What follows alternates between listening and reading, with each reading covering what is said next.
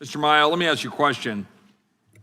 Kenneth Moreno Guzman, a criminal illegal alien from Mexico, forcibly broke into the back door of a family's home on January 12, 2025, a year ago, and proceeded to rape an 11-year-old girl and held her 10-year-old sister at knife point, was sought after to be removed by ICE. Should ICE remove that individual from the United States?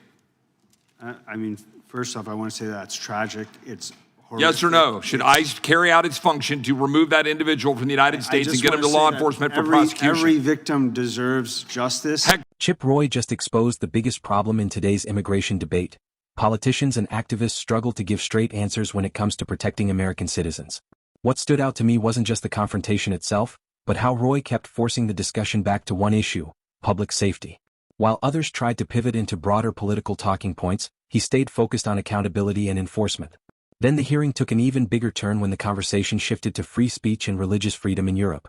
Roy connected the dots between weak leadership, cultural pressure, and growing concerns about governments deciding what people are allowed to say or believe. This wasn't just another political hearing.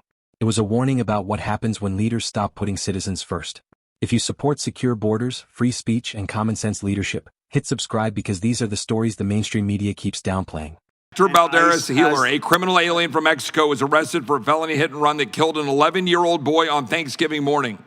ICE worked to get this person in custody. Should ICE do that?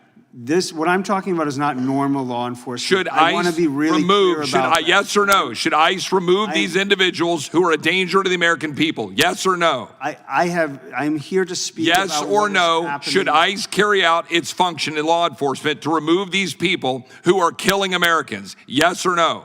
ICE has the ability to do its law enforcement activity. So ICE should carry out its law enforcement function to remove people who are harming the American people, such as the next person, Marvin Fernando Morales Ortiz, a criminal illegal alien from El Salvador, brutally murdered a resident inside his home in Western Virginia, just one day after sanctuary politicians refused to honor the ICE arrest detainer and released him from jail. That's what we've been dealing with. That was the product of the previous administration. Now we're trying to remove dangerous actors, and you all want to turn that into some sort of cause celeb. I'm trying to speak about something that is not normal law. My time, Mr. Mael. Meanwhile, Mr. Price, in the United Kingdom, do you not have your own level of immigration problems? Yes, sir. Right now, are there not significant impacts by a massive increase in the Islamic population in London and throughout the entire UK? And now, is it not true that there are significant questions about whether the UK will adopt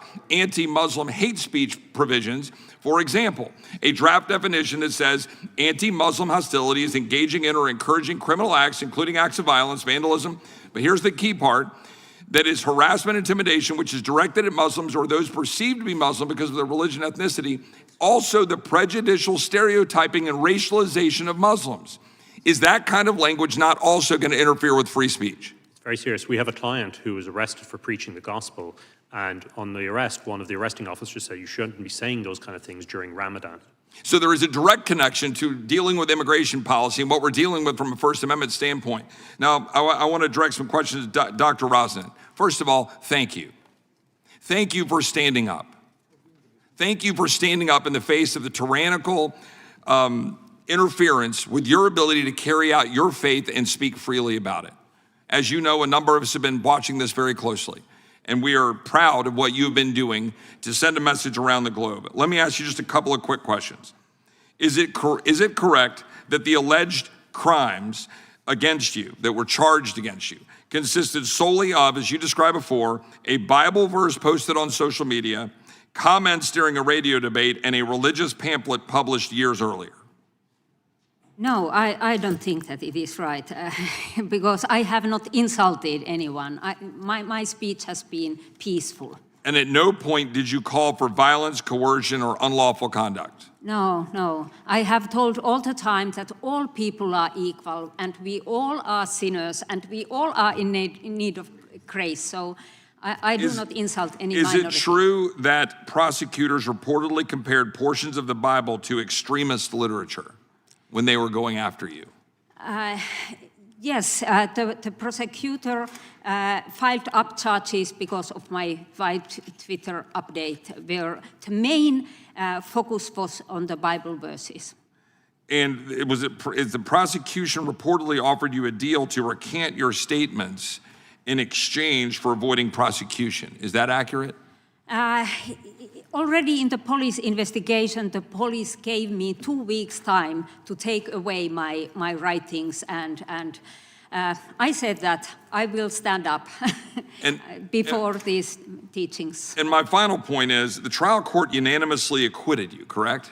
Pardon? The trial court unanimously acquitted you, correct? Yes, yes. And the acquittal was later affirmed by an appellate court. But despite that, prosecutors appealed again to the Supreme Court in your country, keeping you under legal threat for years, even now. Is that correct? For simply speaking about your faith, putting it in a pamphlet years before, that's what is occurring. Is that correct? Yes.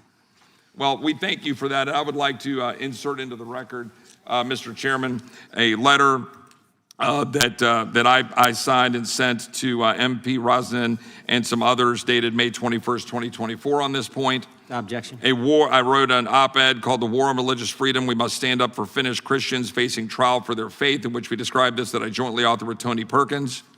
Without objection. I would like to increase also several letters that I could go through one by one, but for the sake of time, I would just like to insert them in group form that are signed by a host of our colleagues that were directed to MP Rosnan about her courage and her faith, letters that we've sent since 2021, 2022, 23, 24, encouraging her and others to stand up, and I'd like to insert those into the record without objection. Without objection. Doctor, God bless you for your courage Thank as well. you. I think